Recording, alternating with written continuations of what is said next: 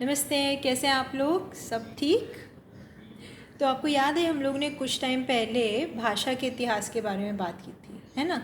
और अंकों के इतिहास के बारे में भी बात की थी, है ना?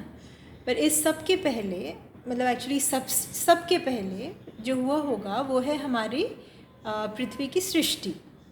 तो मैंने सोचा आज हम अपनी पृथ्वी के इतिहास के बारे में थोड़ी बात कर लें। स्पेसिफिकली हमारी पृथ्वी किस तरह बनी उसके बारे में। और and I do think that आप लोगों को ऑलरेडी इसके बारे में कुछ पता होगा। हो सकता है आपने कुछ पढ़ा हो या कोई वीडियो देखा हो या किसी से कुछ सुना हो, है ना? तो आई एम श्योर आपके पास ऑलरेडी कुछ थॉट्स, कुछ आइडियाज़ तो होंगे इस बारे में कि हाँ, हमारी पृथ्वी की सृष्टि इस प्रकार हुई थी। तो आज की जो कहानी है उसमें हो सकता है कि आपको वही पॉइंट्स दोबारा सुनने को मिलें। ये भी हो सकता है कि आपको कुछ नए पॉइंट्स आज जानने को मिलें।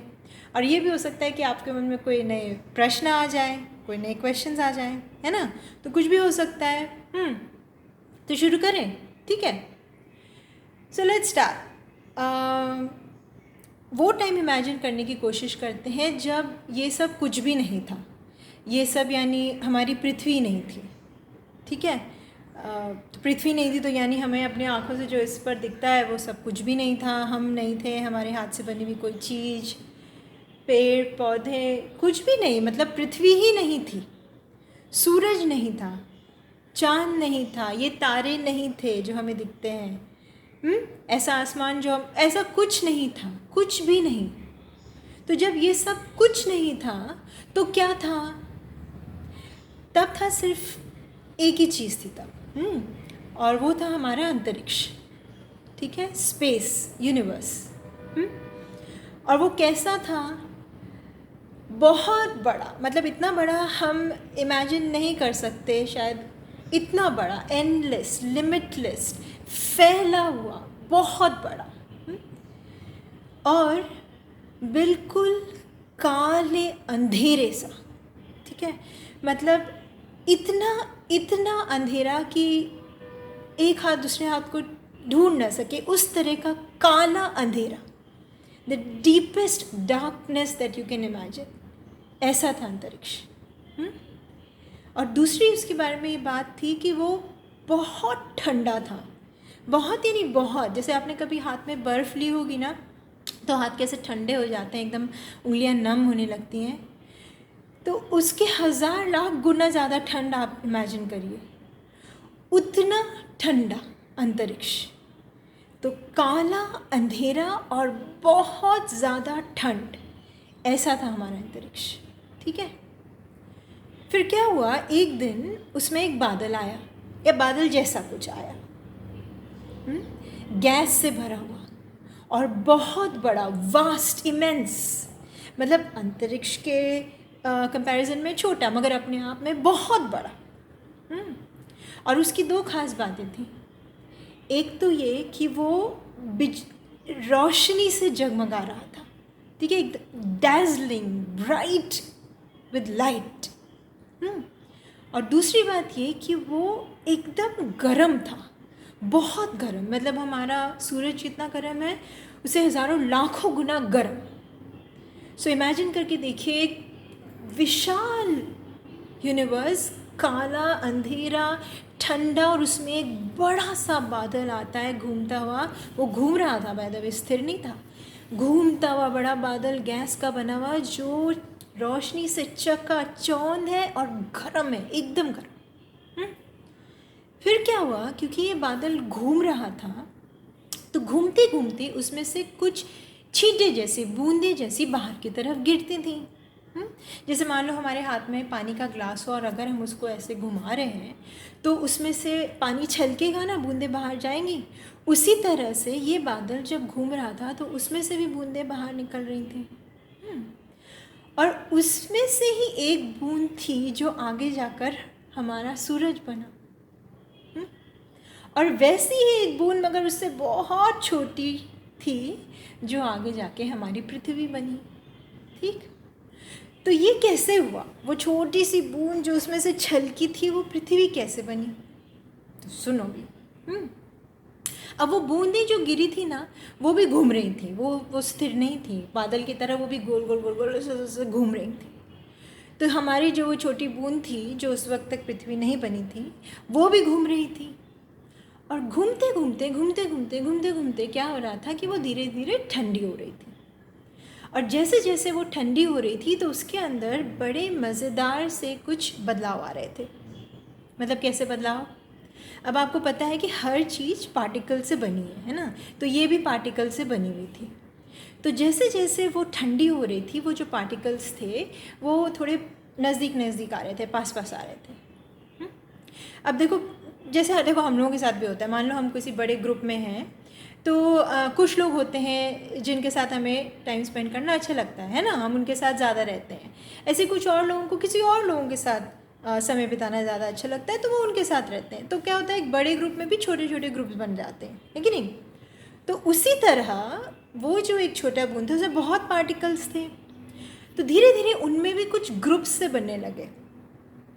और फिर एक टाइम आया कि करीबन 3 से ग्रुप बन गए, और ये तीनों ही ग्रुप ने अपने लिए किसी न किसी तरह के रूल्स बना लिए। ठीक है, तो जैसे पहला जो ग्रुप था उन्होंने क्या कहा, उन्होंने बोला कि हम जो पार्टिकल्स हैं ना इस ग्रुप के, हम एकदम ऐसे चिपक चिपक के रहेंगे पास पास, और हम अपना शेप नहीं बदलेंगे, एकदम हम ऐसे जैसे हम शेप बनाएंगे ना हम वैसे ही रहेंगे, जब तक कि किसी ने हमारे पे बहुत ज़ोर ना लगाया, कुछ फोर्स ना किया। तो हाँ, हम टूट सकते हैं, मगर टूटने के बाद भी हम ऐसे चिपके रहेंगे, ऐसे पूरी तरह बिखर नहीं जाएंगे। ठीक है, तो ये जो ग्रुप था इन्होंने इस तरह से अपने लिए रूल बनाए। यही पार्टिकल्स थे जो बाद में जाकर जिनको हमने नाम दिया सॉलिड्स। ठीक है ना? अब मान लो एक एप्पल है, वो उसका शेप नहीं बदलता है कि नहीं, उसे हम काट भी दें तो ऐसा नहीं कि वो बिल्कुल यूँ क्रम्बल हो जाता है, बिखर जाता है, उसका जो शेप हम काटते हैं वो वैसे ही रह जाता है कि नहीं? तो ये एक ग्रुप था, उन्होंने अपने लिए ऐसे रूल बनाए। अब जो दूसरा ग्रुप था उन्होंने बोला कि हम इतना भी चिपक चिपक के नहीं रहेंगे, हम थोड़े खुले खुले रहेंगे, और हम ऐसे एक दूसरे के ऊपर रोल करेंगे, और हम अपना शेप बदलते रहेंगे भाई। और हम बहेंगे, हमें जहाँ रास्ता मिल जाएगा ना हम वहाँ बहेंगे, ऊपर नहीं बट साइड में, नीचे की तरफ, जहाँ हमें रास्ता मिले हम बहते रहेंगे। तो इन पार्टिकल्स का हमने बाद में क्या नाम दिया होगा? लिक्विड्स, है कि नहीं? पानी। उसको लंबी बॉटल में भर दो तो वो लंबा शेप ले लेता है, गोल बॉटल में भरो तो गोल शेप, फर्श पे गिर गया तो फैलता है कि नहीं? तो ये दूसरा ग्रुप बना ऐसे पार्टिकल्स का। और जो तीसरा ग्रुप था उसने बोला हम तो बिल्कुल भी नहीं चिपकेंगे भाई, हम तो बिंदास घूमेंगे, जहाँ हमको जाना है हम वहाँ जाएंगे, हम बस। अब आप गेस कर सकते हो कि इन पार्टिकल्स को हमने बाद में क्या नाम दिया होगा, है कि नहीं? गैसेस। सो इस तरह से ये जो सॉलिड, लिक्विड, गैसेस, ये जो तरह के पार्टिकल्स हैं ये उस टाइम से बनना शुरू हो गए थे। देखो, ठीक है, जब हमारी पृथ्वी और कुछ नहीं था, काफ़ी बहुत गर्म थी तब भी, अब धीरे धीरे ठंडी हो रही थी, साथ साथ ये सब चल रहा था। और एक चीज़ और हो रही थी पार्टिकल्स में, क्या है, जब पृथ्वी घूम रही थी तो धीरे धीरे ठंडी जैसे हो रही थी, तो ज़्यादा ठंडी वो कहाँ हुई? बाहर की तरफ, जो आउटर एजेस थे। तो वहाँ जो पार्टिकल थे ना, अभी उन्हें ठंड लगी, ठीक है, वो ठंडे हो रहे थे यानी, तो जब वो ठंडे होने लगे तो वो ऐसे ऐसे साइड साइड में ऐसे चिपकने लगे एक दूसरे से। देखो कैसे जब हम लोगों को ठंड लगती है तो हम लोग कैसे अपने में सिमट जाते हैं, या फिर किसी को ले लेते हैं ना साथ में, तो वो लोग भी ऐसे ऐसे ऐसे सिमटने लगे। और फिर लोग बोले कि चलो नीचे की तरफ जाते हैं, गर्मी ज़्यादा है, पृथ्वी के पास ज़्यादा गर्म है, तो हम नीचे जाते हैं। तो वो नीचे आए। अब नीचे आए तो शुरुआत में तो अच्छा लगा था, गर्म गर्म मिला, हाँ, मगर थोड़ी देर में फिर बहुत ज़्यादा गर्म होने लगा, बहुत गर्म, क्योंकि पृथ्वी तो बहुत गर्म थी। तो बोले नहीं ये अभी अलग हो जाओ, बहुत अलग हो जाओ। जैसे हम लोगों को गर्म लगती है तो हम लोग बोलते हैं ना कि भाई थोड़ा दूर बैठो, थोड़ा चिपको मत, तो उस तरह से वो बोले हम अलग अलग हो जाते हैं, और ऊपर ही ठीक था, ऊपर ही चलते हैं। फिर वो ऊपर गए तो शुरू में ठीक लगा, फिर एकदम ठंड, चलो फिर एकदम साथ साथ आ जाए, फिर नीचे चले गए, फिर नीचे गए तो फिर गर्म वाले अलग अलग हो जाते हैं, ऊपर ही चलते हैं। तो ये जो ऊपर नीचे वो करने लगे, तो इससे अपने आप एक और रूल बन गया। क्या रूल? पार्टिकल्स ने समझ लिया कि भाई जब गर्मी बहुत ज़्यादा हो तो हम अलग अलग हो जाएंगे, यानी एक्सपैंड करेंगे और ऊपर की तरफ जाएंगे, और जब ठंड हो तो हम पास आ जाएंगे, यानी कॉन्ट्रैक्ट करेंगे और नीचे की तरफ आएंगे। ठीक है, तो ये इस तरह की जो सारी प्रक्रियाएं थी ये सब होने लगी।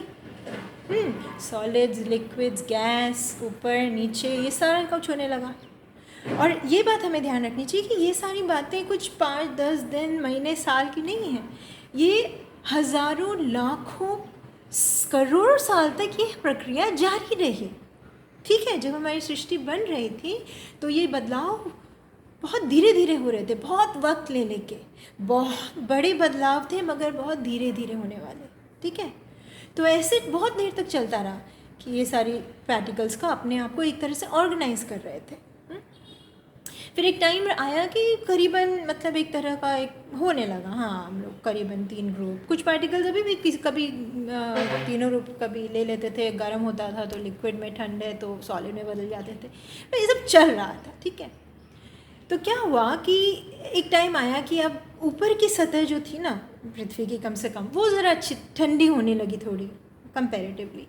तो देखो, जैसे दूध गर्म करते हैं और फिर उसको ठंडा करते हैं तो ऊपर कैसे परत मलाई की नहीं आ जाती, तो उस तरह की एक ऐसे परत जैसी पृथ्वी के ऊपर भी तैयार होने लगी। हाँ, और ये सब चल रहा था ये पार्टिकल्स का।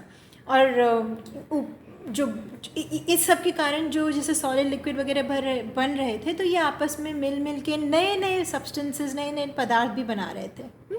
और जो उनमें से जो भारी पदार्थ थे वो पृथ्वी के अंदर जा रहे थे, मतलब बीचों बीच, क्योंकि भारी चीज़ें ऐसे नीचे की तरफ ज़्यादा जाती है ना, और जो हल्के पदार्थ थे वो थोड़े ऊपर की तरफ आ रहे थे। तो ये सारी प्रक्रिया हो रही थी और पृथ्वी घूमती जा रही थी 2 तरह से, अपने आप अपनी जगह पे, जिसको हम आज रोटेशन कहते हैं, और सूरज की चारों तरफ, जिसको हम रेवोल्यूशन कहते हैं। ये मूवमेंट्स तब से थी और जारी रही, ये सब साथ साथ हो रहा था। तो जैसे मैंने कहा कि थोड़ी सतह बनने लगी, हाँ ठीक है, क्योंकि ऊपर का थोड़ा ठंडा होने लगा। पर ठंडा सिर्फ ऊपर की तरफ ही ज़्यादा हो रहा था। असल में अंदर पृथ्वी बहुत गर्म थी, बहुत। अंदर के जितने पार्टिकल सब्सटेंसेस थे बहुत गर्म थे। और आपको याद है एक रूल बना हुआ था पार्टिकल्स का कि जब गर्म होंगे तो हम एक्सपैंड करेंगे और ऊपर की तरफ जाएंगे। अब जब ये चीज़ें अंदर थी, पृथ्वी की सतह के अंदर, तो ऊपर कैसे जाएंगी? ऊपर जाने का उनका एक ही तरीका है कि ज़मीन से फूट के ऊपर आना पड़ेगा, है कि नहीं? तो एग्जैक्टली वही हुआ। जब बहुत ज़्यादा गर्मी हो गई, वो नहीं रह पा रहे थे, तो वो फूटे बाहर। अब बोलिए, अब जब ऐसा होता है, आज भी ऐसा होता है, कभी कभी नीचे ज़मीन के अंदर से कुछ फूट के बाहर आता है, तो हम उसे क्या कहते हैं? ज्वालामुखी, वोल्केनोस। तो उस वक्त वोल्केनोस हुए, और 1, 2, 4, 25 नहीं, हज़ारों वोल्केनोस एक के बाद एक साथ, बहुत सारे वोल्केनोस पूरी पृथ्वी पर एकदम। और अगेन ये सालों तक होता रहा कि वोल्केनोज ही आते जा रहे हैं, फूटते जा रहे हैं। ऑब्वियसली इसकी वजह से क्या हुआ? अपने यहाँ फिर से गर्मी बढ़ गई, बहुत गर्म हो गया, बहुत। और वोल्केनोज आपने देखा होगा टीवी वगैरह पे, कभी वीडियोस पे, तो जब वोल्केनो फूटते हैं तो बहुत धुआं, ऐश, एकदम बादल जैसा छा जाता है कि नहीं? जो पानी है वो तो भाप बन के, इतनी गर्मी होती है कि भाप बन के सीधा ऊपर चले जाता है कि नहीं? तो वही सब हुआ। और सोचो, इतने वोल्केनोस के साथ एक साथ हुआ, तो धीरे धीरे क्या हुआ कि हमारी पूरी पृथ्वी, मान लो ऐसे बड़े बादल जैसे उससे ढक गई, क्योंकि इतना धूल धुआं आ रहा था। ठीक है, जो सूरज की किरणें थी वो हम तक आनी बंद हो गई। और ये बहुत शायद कठिन वक्त रहा होगा, इतनी गर्मी, इतना धूल धुआं, इतने एक्सप्लोजन्स, इतने इरप्शंस, है ना? पर ये हुआ और सालों तक हुआ, टिल फाइनली एक टाइम आया जब कि धीरे धीरे अंदर की जो गर्म चीज़ें थी या जो गर्मी थी वो थोड़ी कम होने लगी। वोल्केनोस धीरे धीरे फूटना बंद करने लगे। अब क्या हुआ कि जब ये वोल्केनोस अब धीरे धीरे ठंडे हो रहे थे, तो जो आसपास का जो हमारा धुआं जैसे, जो बादल जैसा हो गया था, वो भी थोड़ा छटने लगा, कम होने लगा। तो जो धूप थी वो फिर से आने लगी। और अब जब ये सब हो रहा था, थोड़ा छटने लगा, धूप आने लगी, तो अब जो पृथ्वी का रूप था ना इस वक्त, वो बिल्कुल अलग था कंपेयर टू ये सारे वोल्केनोस के आने के पहले। तो क्या अलग था हमारी पृथ्वी पर? 2 मेन बातें। एक तो हमारी पृथ्वी पे ज़मीन जैसे उठ गई थी, ऐसे इस तरह से, और ये जो इस तरह से वो पीक्स बनी थी, उन्हीं को तो माउंटेन्स कहते हैं आज। इसी तरह माउंटेन्स बने थे, क्योंकि उस वक्त इतने सारे वोल्केनिक इरप्शंस हुए तो हमारी ज़मीन बहुत जगह से उठ गई, तो वो माउंटेन रेंजेस बनी। और दूसरी बात जो हुई पृथ्वी पे, वो थे बहुत बड़े बड़े, आई मीन ह्यूज, ओके, और बहुत गहरे गड्ढे, ठीक। और ये जो बड़े मैसिव और बहुत गहरे गड्ढे थे, यही बने ओशंस। तब ये कैसे हुआ, ये ओशंस कैसे बन गए? तो वो ऐसे कि जब वोल्केनोज ख़त्म होने लगे, थोड़ी गर्मी कम होने लगी, तो फिर से थोड़ी ठंडी होने लगी हमारी पृथ्वी। वो जो सारा वेपर था जो ऊपर गया था गर्मी की वजह से, ठंडा हुआ। जब ठंडा हुआ तो फिर पानी बना तो वो बारिश की तरह नीचे आने लगा। और फिर ये बारिश रुकने वाली बारिश तो थी नहीं, उस वक्त ऐसा कुछ भी नहीं था जो थोड़ी देर के लिए हो रहा हो। अब ये जो बारिश शुरू हुई तो फिर होती गई हज़ारों साल, लाखों साल तक बारिश बारिश बारिश बारिश। तो जितना पानी गिरा ना, वो ये सब गड्ढों में भर गया, और इस तरह हमारे महासागर तैयार हुए। इमेजिन करो, क्या कमाल की बात है ना।